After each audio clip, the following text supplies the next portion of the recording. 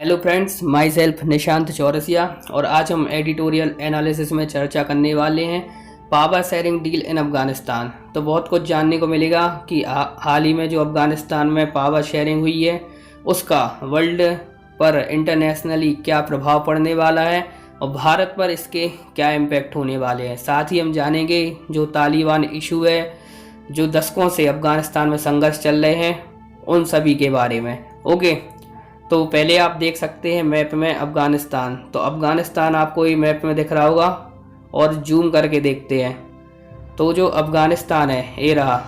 अफ़गानिस्तान एक south Asian nation है, ठीक है, दक्षिण एशिया में स्थित है और एक लैंड लॉक कंट्री है। अब लैंड लॉक कंट्री है मतलब लैंड लॉक कंट्री का मतलब एक ऐसे देश से होता है जो कि जिसकी सीमाएं ना ही किसी समुद्र से छूती हैं। ओके, जैसे इस तरफ पाकिस्तान है, ईरान है, तुर्कमेनिस्तान है, तजिकिस्तान और ये आप देखोगे इंडिया। तो भारत का जो पीओके वाला हिस्सा है ये भी अफ़गानिस्तान को छूता है, इसलिए भारत के पॉइंट ऑफ व्यू से भी अफ़गानिस्तान काफ़ी महत्वपूर्ण देश है। ठीक है, तो पृष्ठभूमि अपन देखेंगे कि आखिर जो भी ये पावर शेयरिंग डील हुई है इसकी पृष्ठभूमि क्या है।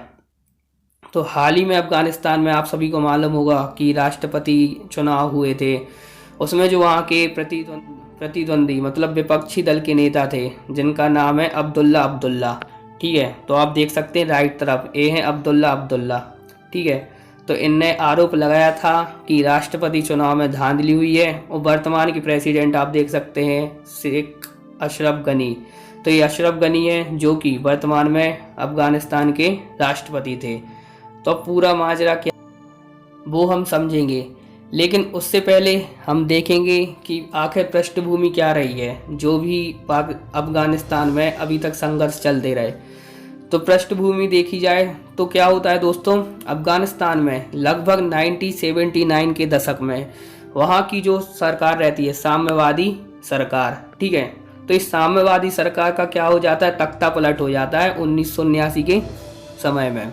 तो जैसे ही वहाँ का सरकार का सत्ता पलट होता है तो सोवियत सेना जो वर्तमान रशिया या उस समय का आप यूएसएसआर बोलेंगे, तो यूएसएसआर क्या करता है, हमला कर देता है अफ़गानिस्तान पे।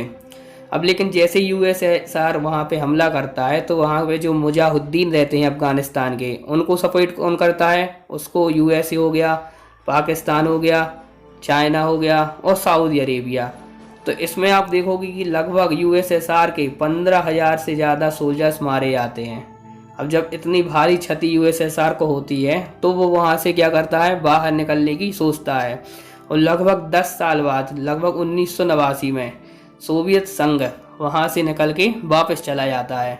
अब जैसे ही सोवियत संघ यहाँ से निकल के जाता है तो अफ़गानिस्तान में एक वैक्यूम क्रिएट हो जाता है। ठीक है, अब हम देखेंगे उस वैक्यूम को भरने के लिए किस तरह से अफ़गानिस्तान में तालिबान का उदय होता है।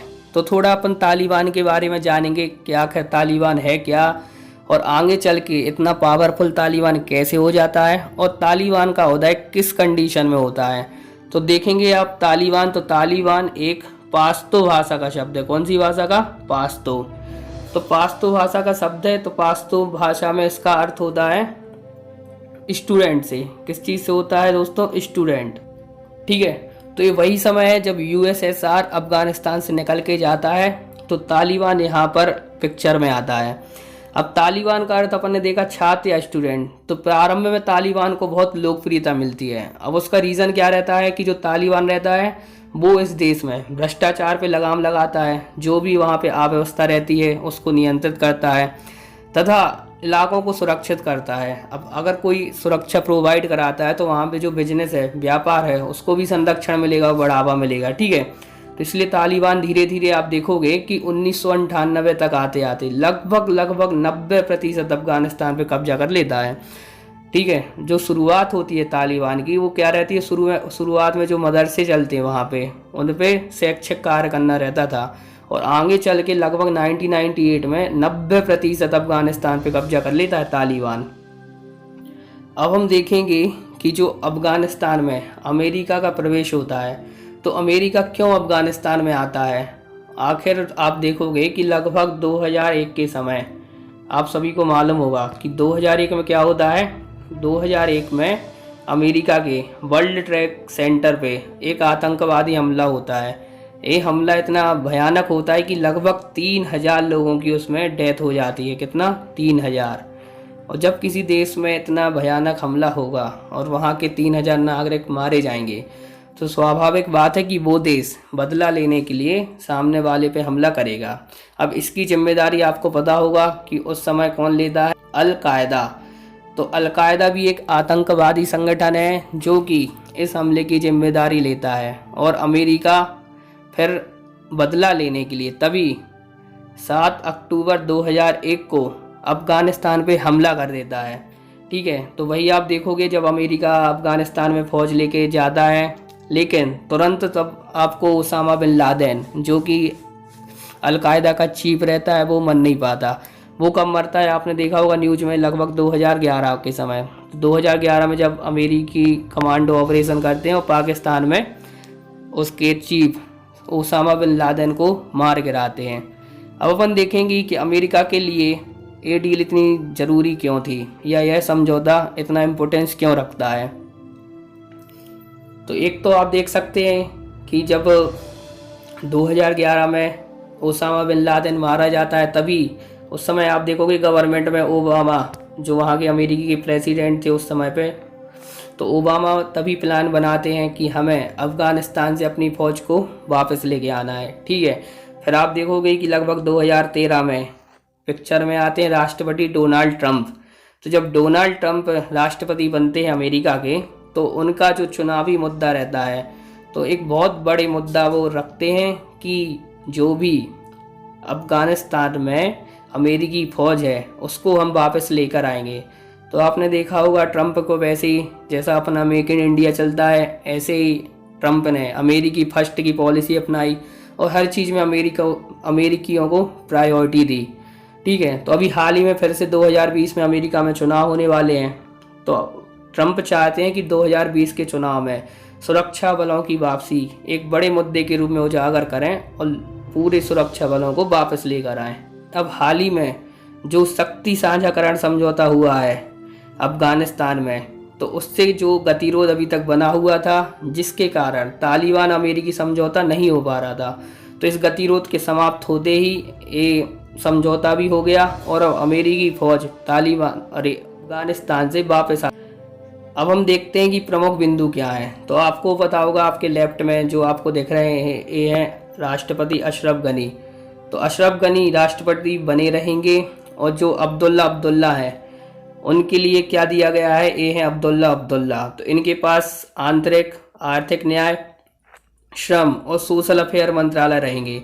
तो अब जो अपने अब्दुल्ला हैं वो राष्ट्रपति अशरफ गनी की सहायता करेंगे और दोनों ही साथ में मिलके चलाएंगे। लगभग 50-50% आप मान के चल सकते हैं कि पावर दोनों को दी गई है। ओके, अब हम समझेंगे कि भारत की अफगान नीति में बदलाव क्यों आया है।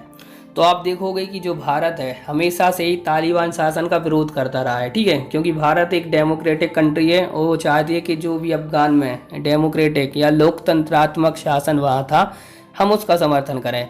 लेकिन अभी आप देखोगे कि वैश्विक स्तर पर जो भी बदलाव आ रहे हैं, तो अभी क्या हुआ था कि 2020 में जो अमेरिका तालिबान समझौता हुआ, भारत ने इसमें न केवल अपना समर्थन दिया बल्कि भारत का प्रतिनिधि भी यहाँ पे उपस्थित रहे थे, जो भी वार्ता हुई थी अमेरिका और तालिबान के बीच।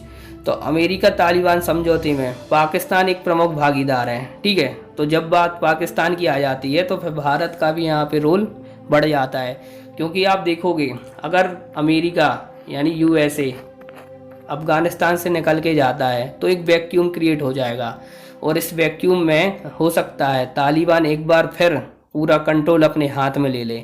और अगर तालिबान अपना कंट्रोल हाथ में लेता है तो आपको पता होना चाहिए कि जो पाकिस्तान है वो डायरेक्ट और इनडायरेक्ट दोनों ही रूप से तालिबान को समर्थन करता है। तो आगे चल के पाकिस्तान तालिबान का उपयोग भारत के विरुद्ध आतंकी गतिविधियों को बढ़ावा देने में कर सकता है। इसलिए अब बहुत ज़रूरी हो जाता है कि भारत प्रत्यक्ष रूप से तालिबान से वार्ता करना शुरू। और भी हम देखेंगे कि भारत के लिए अफ़गानिस्तान इतना इम्पोर्टेंस क्यों रखता है। तो आपको पता होगा जो हमने मैप में देखा है कि अफ़गानिस्तान जो है एशिया के चौराहे पर स्थित है। ठीक है। तो एशिया के चौराहे पर स्थित होने के कारण अगर आपको मध्य एशिया और पश्चिम एशिया से संपर्क करना है तो आपको अफ़गानिस्तान से होकर जाना पड़ेगा। और भारत के लिए, और आप देखोगे जो भारत के लिए गैस या तेल की पाइपलाइन है वो भी अफ़गानिस्तान से होके आती है, ठीक है। और अपन ने देखा है कि अभी भारत ने जो ईरान में चाबहार पोर्ट डेवलप किया है, ठीक है, तो चाबहार पोर्ट के रास्ते हम अफ़गानिस्तान तक जाते हैं। अफ़गानिस्तान होते हुए मध्य एशिया तक भारत गुड्स और अपनी सर्विस वहाँ तक प्रोवाइड कर सकता है।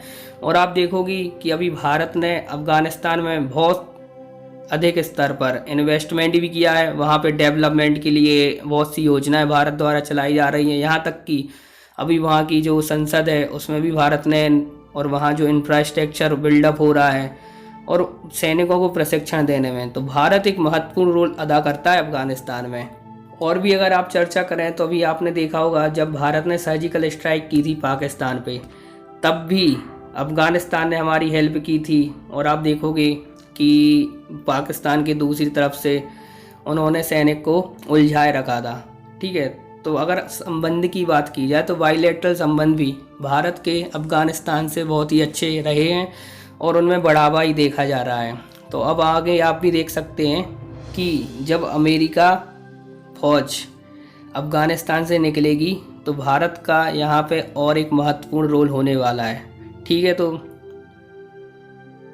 इस वीडियो को करते हैं, और अगर आपको वीडियो पसंद आए तो लाइक कीजिएगा, पसंद ना आए तो आप डिसलाइक भी कर सकते हैं, और कमेंट सेक्शन में जाके बता सकते हैं कि और क्या इम्प्रूवमेंट किया जाए। जय हिंद।